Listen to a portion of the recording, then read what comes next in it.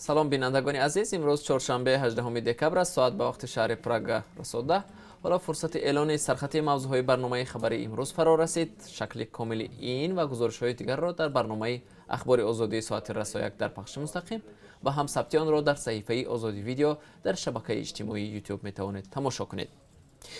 مرز تاجیکستان و قرقیزستان باز ناآرام شده است. صبح امروز بین ساکنان دهه سامانیان تاجیکستان و کوکتاش قرقیزستان مناقشه سر زد.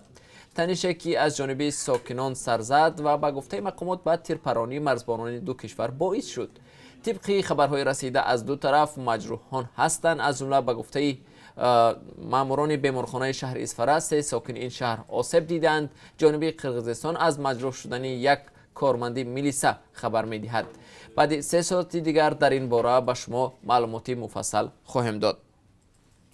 بعد 27 سال غربت به وطن باز می‌گردد. اخیراً خبر در مورد عفو شدن دادا جان عطاالله‌اف خبرنگار مخالف حکومت از سوی مقامات تاجیکستان رسانه‌ای شد. عطاالله‌اف که از سال 2008 به این طرف در پیگرد بین‌المللی قرار داشت. در این باره با خود دادا جان عطاالله‌اف صحبت و در برنامه خبری پیشنهاد شما خواهم کرد. در روز جهانی مهاجران که امروز تجلیل می شود، در مثال زندگی یک مهاجر تاجیک که سالهای طولانی را در روسیه پشت سر کرده است این موضوع را بررسی می کنیم.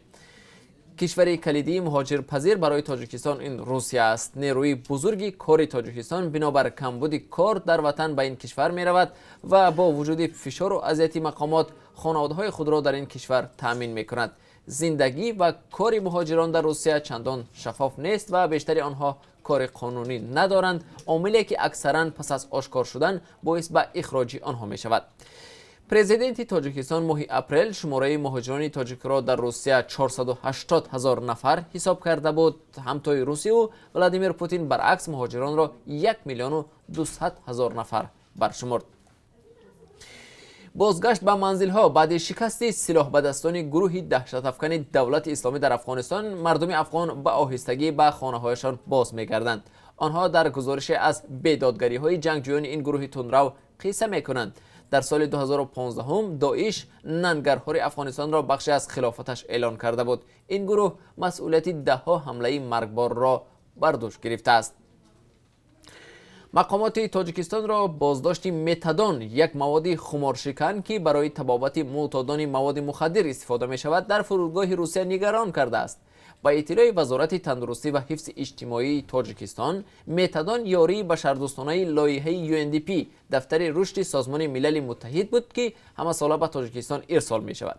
خدمات گمرکی روسیه روز 17 دکبر از بازداشت بیش از 2000 ظرف با مایع متادون خبر داد. این مواد که با مبلغ 6 میلیارد روبل به تاجیکستان ارسال شده است، از آلمان توسط ترانزیت طریق روسیه باید وارد دوشنبه میشد، اما در فرودگاه ونوکاوا این مواد با گمان قاچاق مواد مخدر در حجم نهایت کلان بازداشت شد.